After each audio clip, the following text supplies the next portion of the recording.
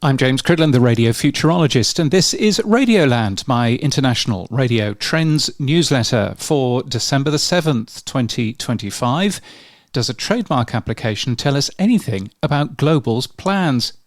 This podcast is sponsored by RSS.com. Now, RSS.com has just launched some free podcast hosting if you're doing local podcasts. It's well worth a look. RSS.com is where to go. It's a very good thing. RSS.com is where to go. Now, back in mid-November, I covered SEA's lacklustre Heart here in Australia, jokingly saying that if you're expecting to turn up the feel-good and enjoy a version of the vibrant Heart from the UK, then you'll be disappointed. Well, it appears that Global in the UK, which owns Heart, the biggest radio brand in the country, has noticed. A search of IP Australia for registered trademark applications reveals that an Australian trademark application for Heart was made by Global on October the 31st, just 3 days after SCA launched its own Heart. Global's also filed a removal of registration for non-use against SCA, who used to own Heart 107.3 in Hobart, but that radio station changed name in 2006.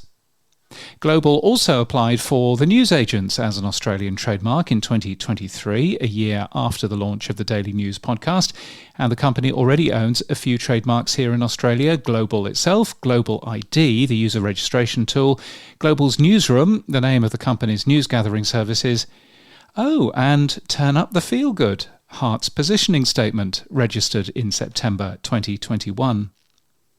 I've often had a very funny joke that Global isn't. Because it only owns radio stations in the UK. Now it owns a radio station in Monaco as well. But those trademark applications show, I think, that it appears to be interested in radio overseas. And I suspect it's just biding its time. In 2020, the FCC allowed iHeartMedia to be 100% foreign-owned. The Bahamas-based Global Media and Entertainment Investments Limited currently owns 14% of iHeartMedia in the US. But perhaps Global isn't just interested in the US. Australia has many parallels to the UK, two big radio groups, opportunities with DAB+, a strong public service broadcaster, and no specific rules against foreign ownership. Maybe Global is waiting for an Australian radio group to fall on bad times, a low share price, low confidence in management, and current owners willing to sell. By complete coincidence, News Corp has just sold its shares in ARN. ARN's the rather embattled owner of Kiss and Gold in Australia, which is currently warning of significantly lower profits. News Corp had owned those shares for a decade, having increased its holding to 14.99% in March 2015 at 88 cents a share.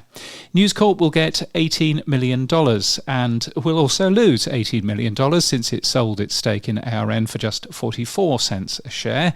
The current market cap of ARN is 140 million. Sydney smut peddlers Kyle and Jackie O have just completed the first 2 years of a 10-year deal at $200 million, a deal worth more than the worth of the entire company.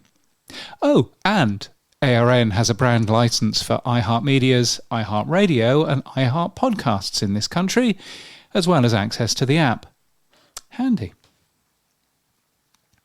Elsewhere, how should you use AI within radio? I linked to an article today from the newsletter. It's not about radio, but it might as well be. Gordon Firemark, who is a media lawyer in the US, has been thinking long and hard about how to use AI within podcasting, and it's all relevant for radio as well. One takeaway: you can't copyright anything that was produced by AI, so if you make a logo using it and someone else nicks it, then tough. It's a really good read, highly recommended. I also linked today to an audio advent calendar with a different sound behind each door. I suppose I should find out what the sound is. Today, what is it? It's the 7th today, and let's see what this sound is.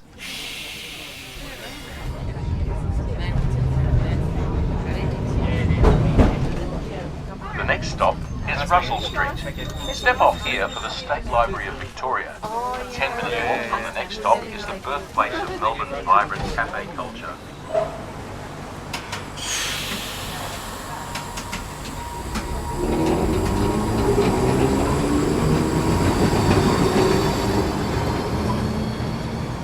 Well, there you go. It seems that we were in Melbourne, I would have thought. That sounds like a Melbourne tram to me. So there's a thing. Anyway, it's very good. You should go and have a listen. YouTube's algorithm appears to have changed in September. It now heavily favours recency, according to a man called Mario Juice on LinkedIn, who shares a way that you can isolate that data for yourself. And if there's one thing that radio benefits from, it's recency. Unlike most other media, we're producing new stuff every single day, so particularly with YouTube Shorts, we should benefit from that, I would have thought. I link today to an unlocked story at the New York Times, College Radio Keeps Its Cool. Here's a quote from it. But if soon after the late summer of 1991 the internet killed radio, everyone forgot to tell the student stations. It's a good read.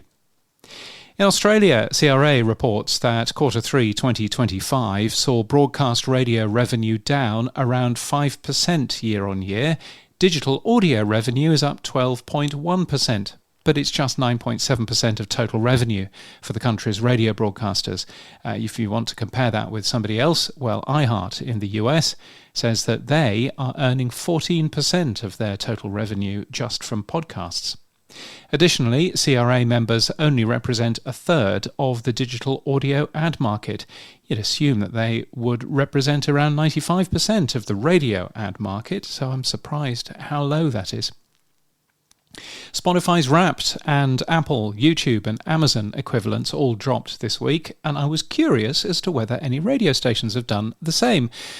Something like, we played 40,000 songs. Sabrina Carpenter was our most played song, or our most played artist. The most popular time to listen is 8:42. It seems like it's an obvious no-brainer to highlight the significant size of radio broadcasting and reaffirm some marketing messages. I'd love to cover something like that. It'd be really interesting. Maybe that's a radio station doing that. Maybe that's somebody like Radio Centre or CRA or somebody else.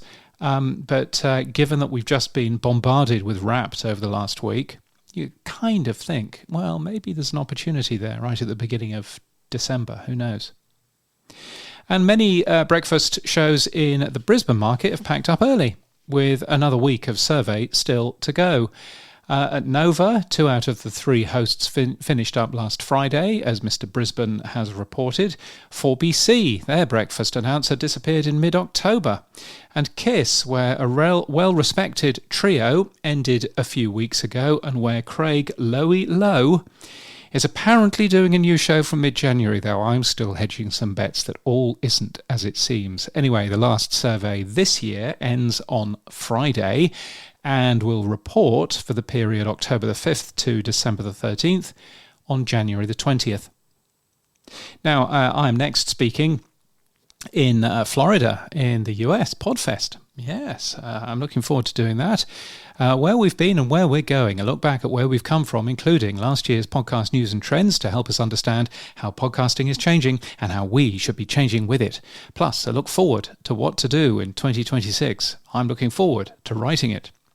Also, I'm speaking at Radio Days Europe in Riga in Latvia in mid-March. That's an excellent thing that you should go to. RadioDaysEurope.com is where to go. The future of audio is people-powered. The way people consume media is changing. James Cridland, the radio futurologist, that's me, takes a look at global trends in radio and on demand. How will we listen? On which devices?